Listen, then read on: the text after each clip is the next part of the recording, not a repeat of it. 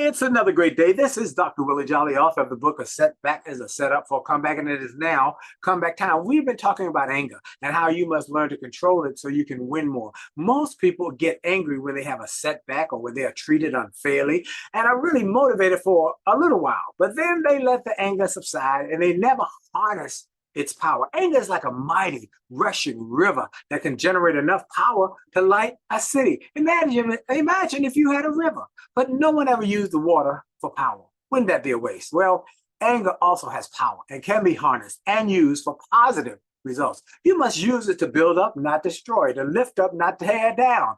Learn to control it, and you can learn to win more.